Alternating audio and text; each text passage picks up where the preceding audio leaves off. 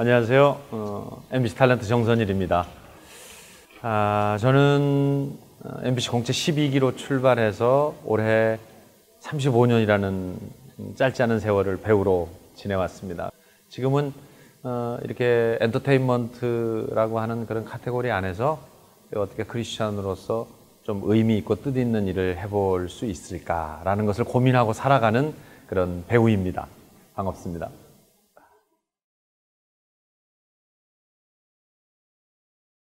저보다 그 위에 선배신 어르신들도 많고 그러셔서 제 경력 정도를 가지고 이제 감회를 말씀드리기는 너무 죄송한데요.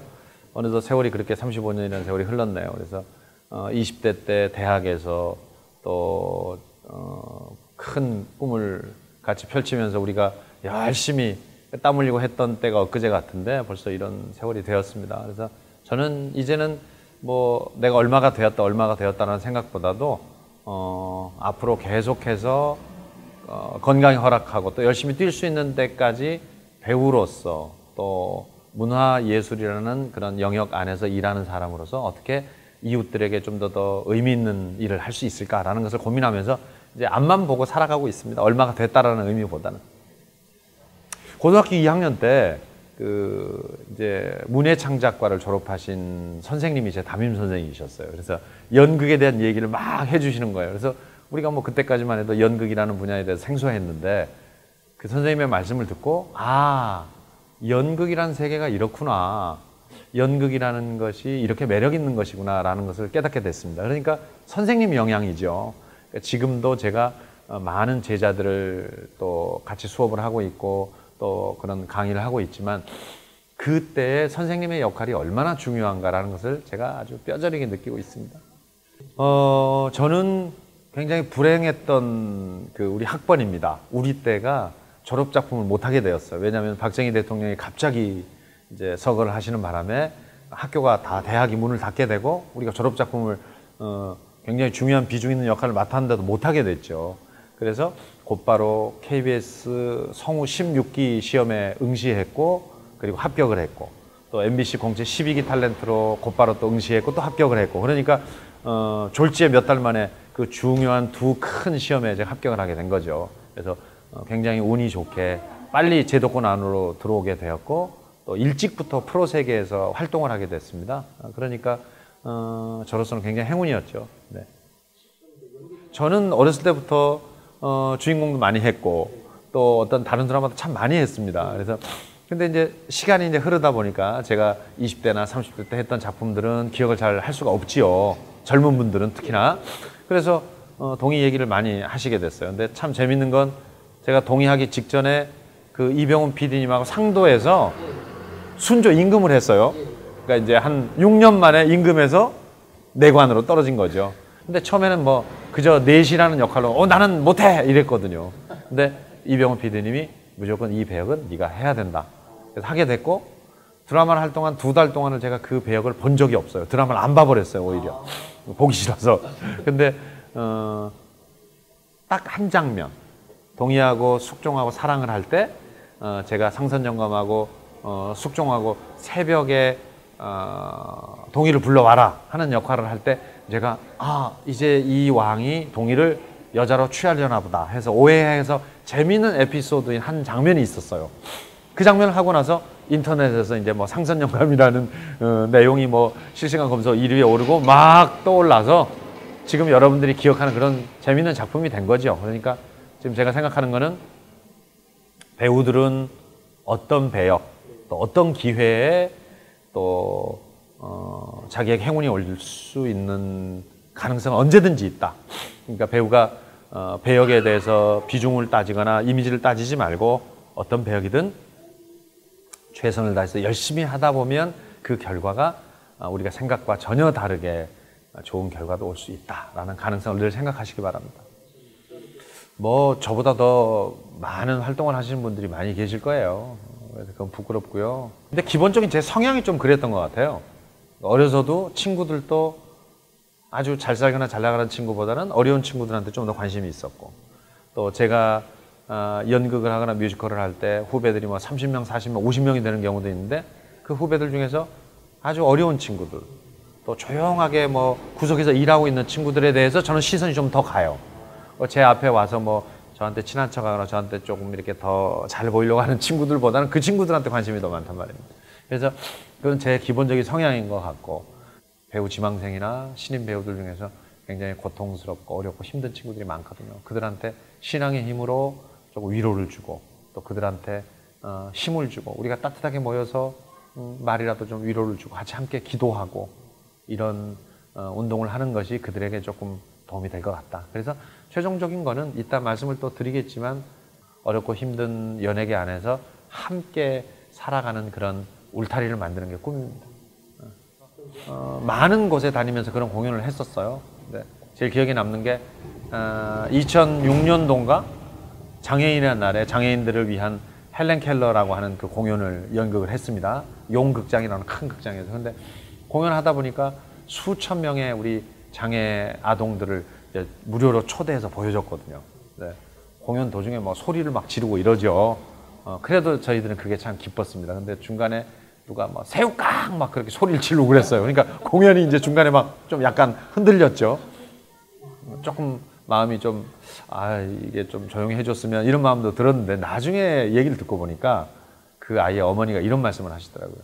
우리 아이는 자기가 가장 기분이 좋을 때 새우깡이라고 소리를 친다는 거예요. 그래서 내가, 우리 연극을 보고 저 장애 아동이 얼마나 기뻤으면 새우깡이라고 소리를 쳤을까. 그래서 오히려 그것이 참 보람있고 기뻤다라는 기억이 지금도 납니다.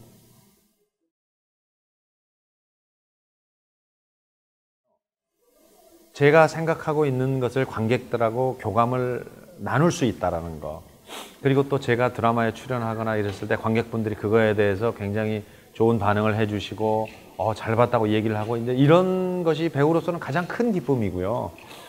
어려웠던 거는 역시 배우는 불규칙한 시간을 갖고 있기 때문에 저에게 남아있는 시간을 어떻게 제가 그걸 잘 컨트롤하느냐, 결국 배우 지망생들은 그게 가장 중요한 관건 같아요. 그래서 기다리는 직업이라고 늘 이제 저희 총장님이 말씀하셨거든요. 배우는 기다리는 직업이다, 기다리는 직업이다. 근데 그 기다림을 어떻게 기다리느냐가 그 배우가 성공을 하느냐, 또 그렇게 되지 않느냐. 물론 인기에 따라서 성공하고 안 하고 그런 차원을 얘기하는 게 아니고요. 좋은 배우로 될 수 있느냐, 그렇지 않느냐라는 관건이라고 저는 생각합니다. 정말 존경하는 선배님들이 지금 거의 80을 바라보는 연세에서도 활발하게 활동하고 계십니다. 꽃보다 청춘 나오시는 우리 신구 선배님, 이순재 선배님, 박근영 선배님, 최보람 선배님, 정말 존경할 선배님들이, 김혜자 선배님.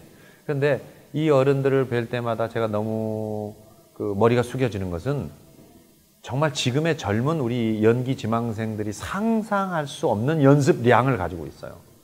대사 한마디를 가지고도 100번 이상을 하신다든가, 나문희 선배님은 특히 또 나의 어머니 역할로 3년 동안을 드라마를 같이 했었거든요.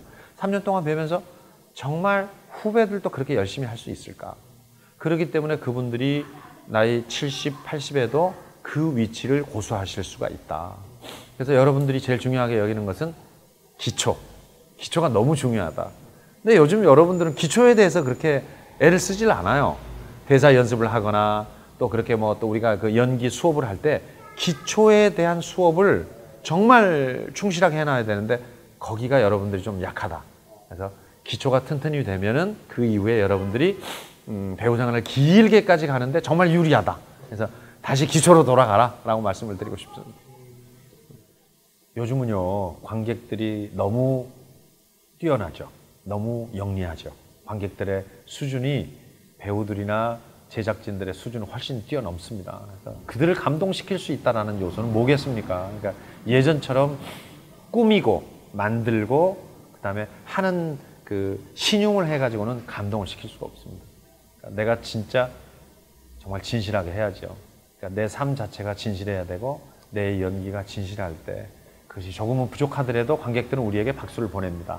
그래서 여러분, 기술로만 계속 연마하지 마시고, 정말 제가 이 연기를 통해서 무엇을 담고 어떤 것을 관객들한테 줄 것이냐라고 하는 분명한 목표를 설정해서 진실되게 연기를 하는 배우들이 되기를 바랍니다. 그러면 관객들도 여러분 연기에 감동하실 것이라고 저는 확신합니다.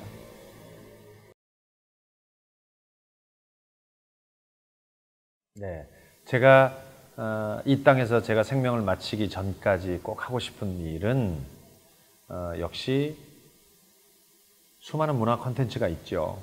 근데 요즘은 이제 영상 시대입니다. 그렇지만 연극이 갖고 있는 힘은 관객과 직접적으로 만나서 체온까지, 그 뜨거운 열기까지 전할 수 있다는 게 참 매력이죠. 그래서 저는 사람들에게 감동을 주고 위로를 주고 또 기쁨을 주고 또 희망을 주고 하는 그런 좋은 공연을 만들어서 전 세계 방방곡곡을 순회 공연하면서 많은 사람들에게 희망을 전하는 것이 저의 목표입니다.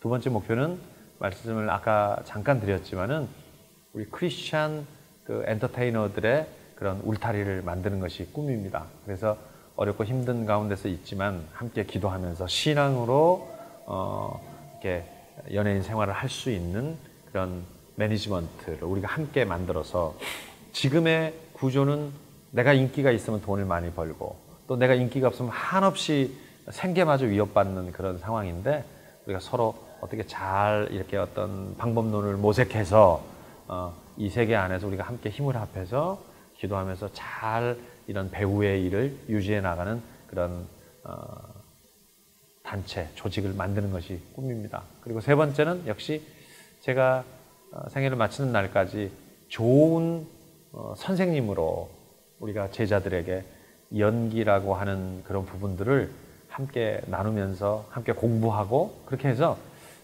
작은 학교를 한번 만들어 보는 게 꿈이에요.